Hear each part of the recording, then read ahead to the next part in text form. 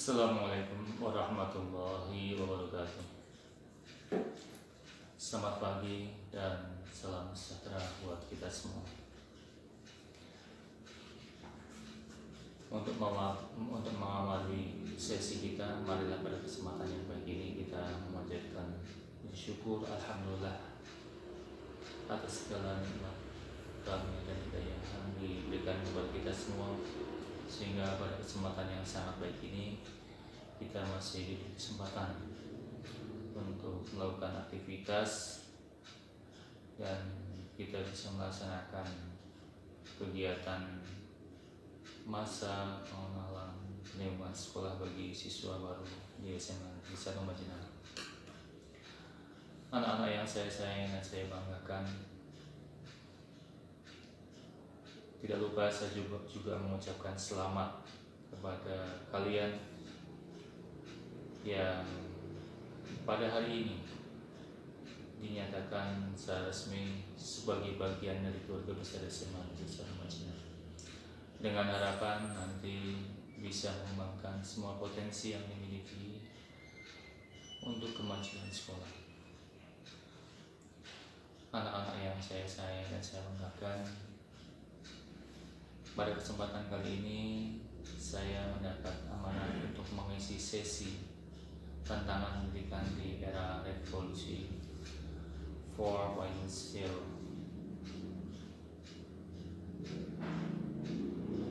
Mungkin di antara kalian ada yang sudah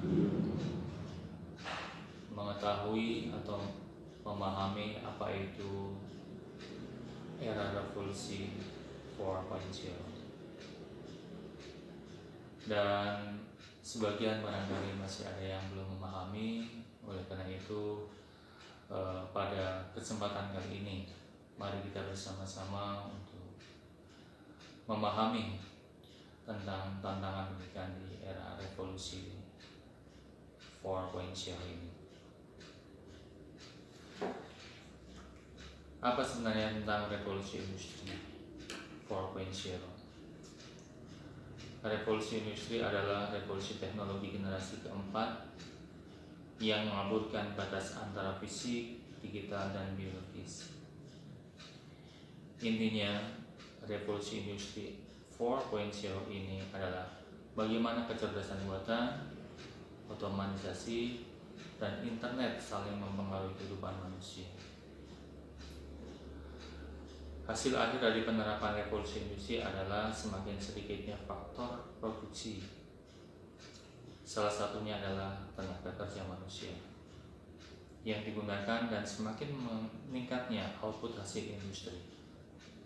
Revolusi industri merupakan perubahan besar-besaran di bidang pertanian, di bidang manufaktur, pertambangan, transportasi, teknologi, dan memiliki dampak yang mendalam terhadap segala aspek kehidupan di dunia.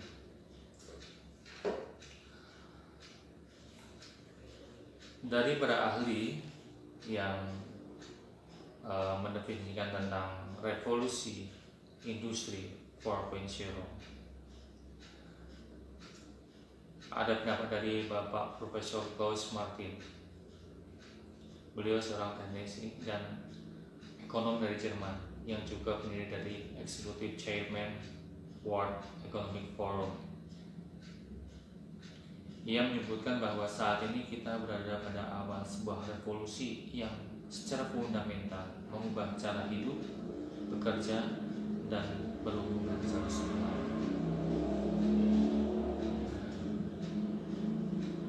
Dan ini sangat berpengaruh dalam kehidupan berbanding di era revolusi industri sebelumnya. Karena pada revolusi industri 1.0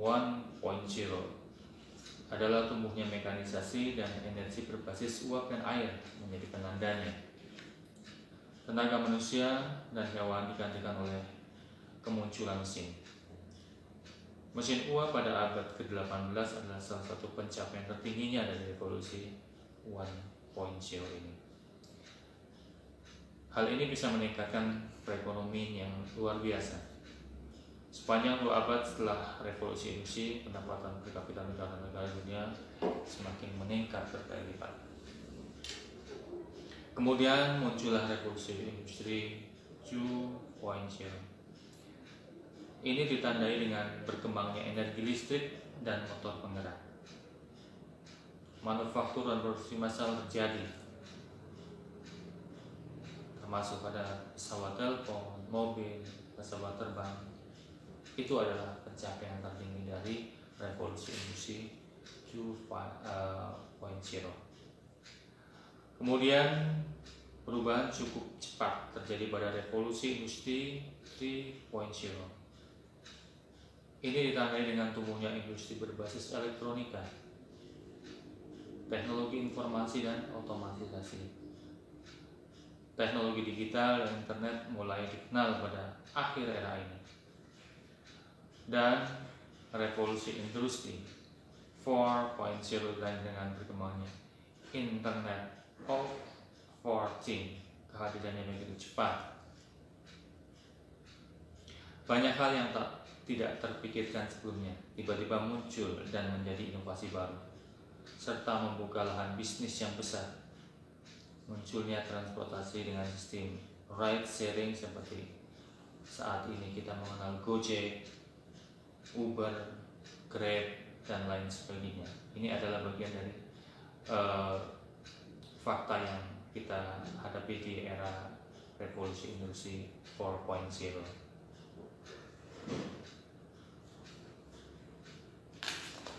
Dan itu tidak pernah terpikirkan sebelumnya.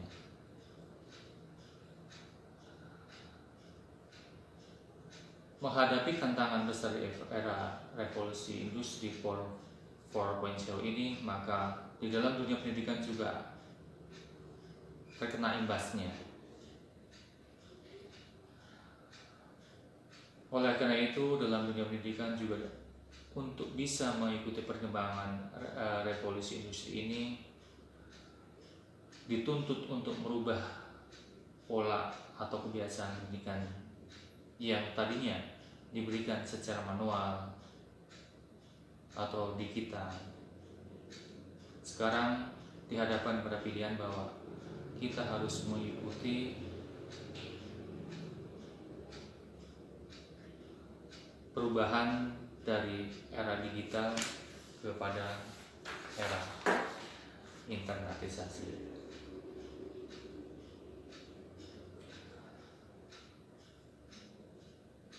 Dalam dunia pendidikan, era pendidikan yang dipengaruhi oleh revolusi industri disebut pendidikan 4.0 yang bercirikan pemanfaatan teknologi digital dalam proses pembelajaran yang dikenal dengan sistem siber atau sistem dunia maya, dan mampu membuat proses pembelajaran berlangsung secara kontinu tanpa batas ruang dan waktu. Bahkan pada kesempatan hari ini kita membuktikan bahwa tanpa kita harus melakukan tatap muka, akan tetapi proses pembelajaran atau proses kegiatan yang sedang kita lakukan, yaitu berupa masa pengenalan lingkungan sekolah ini, tetap bisa berlangsung. Kalian yang sedang di sana mungkin sedang beraktivitas sambil membuka materi dari MPLS ini, tetap bisa melakukan aktivitas sambil mendengarkan. Ada mungkin di antara kalian yang barangkali sedang duduk dengan keluarga tapi bisa menyaksikan materi pengenalan dengan sekolah ini. Ini membuktikan bahwa era saat ini adalah era tanpa batas. Tidak dibatasi oleh ruang dan waktu. Dimanapun, sedang apapun, dalam situasi apapun, ternyata kita bisa melakukan satu komunikasi yang leluasa. Nah, tentunya kita itu bersyukur bahwa pada era revolusi 4.0 ini kita masuk kepada satu babak bahwa kita memasuki masa yang sangat modern, sehingga segala sesuatu sangat mudah kita lakukan. Barangkali di antara kalian yang ingin menghendaki makan, kita tidak perlu harus keluar, tetapi cukup hanya menggunakan tombol-tombol di HP atau handphone kalian, makanan akan segera datang kepada kalian. Begitu juga dalam dunia pendidikan. Saat ini dalam kondisi yang semuanya serba harus hati-hati, karena kita sedang dalam satu situasi yang sulit. Kita tidak harus melakukan aktivitas kontak langsung, tapi cukup hanya dengan kegiatan-kegiatan daring. Dan sekalipun kita hanya menggunakan daring, tetapi tidak mengurangi kualitas dan makna dari sebuah pembelajaran atau komunikasi. Dan tentunya ini juga harus disikapi secara arif, karena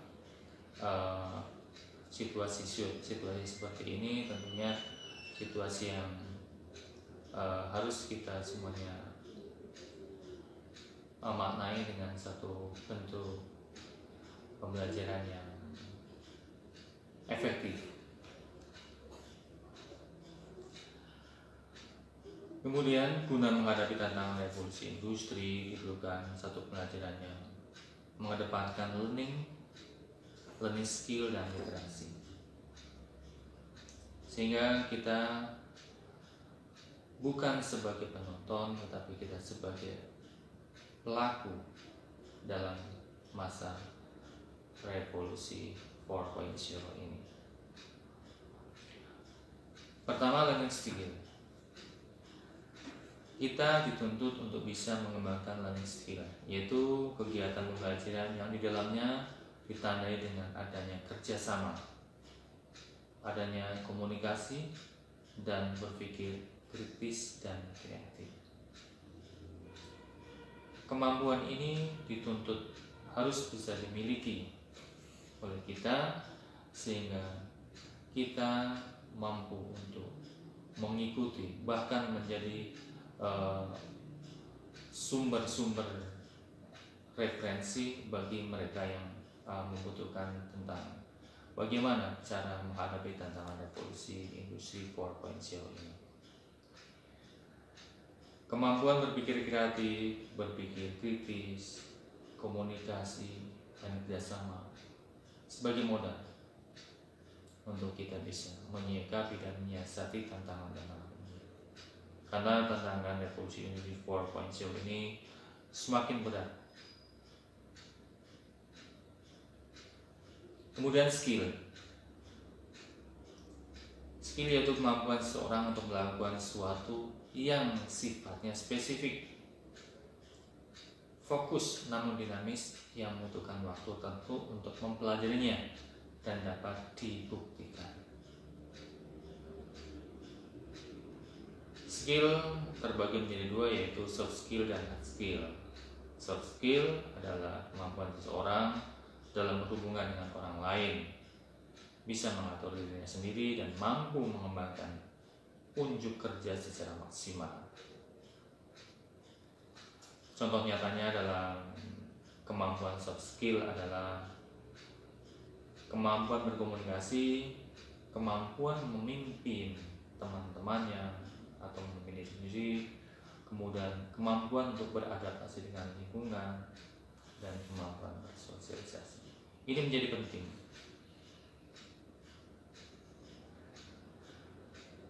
Karena pada era revolusi industri ini, komunikasi menjadi hal yang penting. Keberadaan kita di lingkungan menentukan kualitas kita juga di lingkungan. Oleh karena itu, soft skill ini menjadi hal yang sangat dibutuhkan untuk bisa menjawab tantangan revolusi 4.0 ini. Kemudian hard skill adalah kemampuan seorang untuk menguasai ilmu pengetahuan, teknologi, dan keterampilan teknis yang berhubungan dengan keilmuannya. Contoh hard skill adalah kita harus memiliki kemampuan untuk menguasai ilmu dan pengetahuan sesuai dengan bidangnya dan model-model atau cara-cara untuk mengatasinya.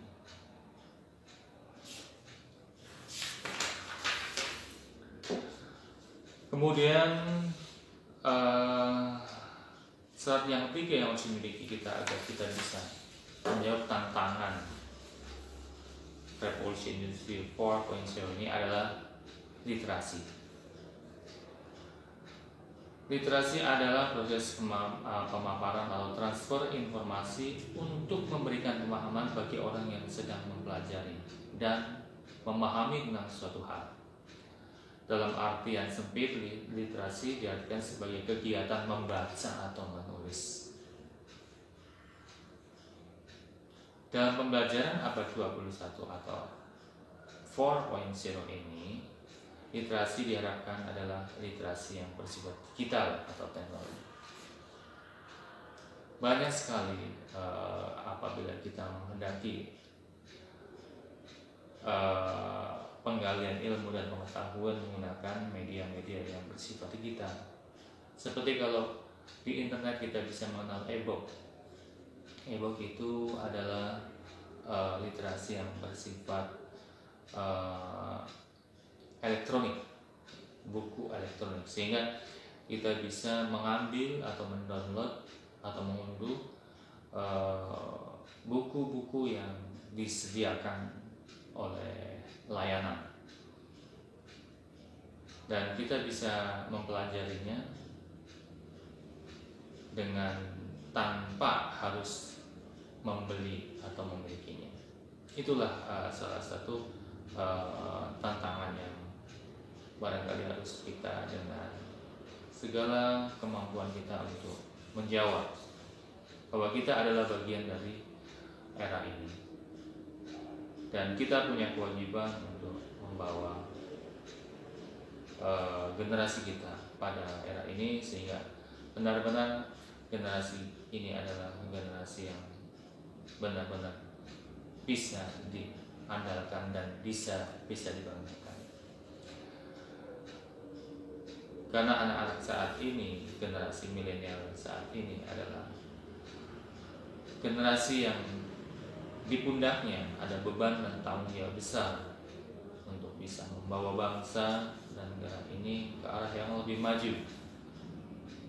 Tantangan-tantangan yang akan datang akan sangat berat, akan sangat besar, sehingga dibutuhkan energi, dibutuhkan kerja keras yang luar biasa. Anak-anak yang saya sayang dan saya banggakan di sekolah kita ini, banyak juga tantangan yang harus kita lakukan, harus kita menyesuaikan, terutama di masa yang sedang kita semua hadapi. Pembelajaran yang dilakukan secara daring,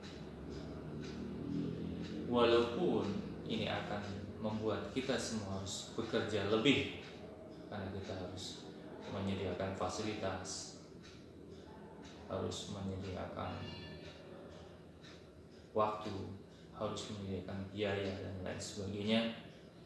Akan tetapi ini jangan dijadikan sebagai satu hambatan, tetapi ini harus menjadi tantangan, harus kita semuanya hadapi, sehingga kelak kita akan bisa mengatasi ini semua. Kita akan keluar dari masa sulit ini dengan satu keberhasilan untuk kita semua. Saya kira itu yang bisa dan perlu saya sampaikan. Kurang lebihnya mohon maaf. Sekali lagi saya mengucapkan selamat kepada seluruh siswa baru keluarga besar SMA Negeri Majenang. Kerahkan semua daya dan upaya untuk terus menjadi yang terbaik, terus mengembangkan potensi yang dimiliki, sehingga kelak akan bisa membawa nama dari keluarga besar SMA Negeri atau alma mater SMA ini di kancah yang lebih luas, menjadi kebanggaan di tingkat yang lebih luas. Sekali lagi saya mengucapkan selamat pada kalian semua dan saya akhiri. Wabillahi taufiq wal hidayah. Wassalamualaikum warahmatullahi wabarakatuh.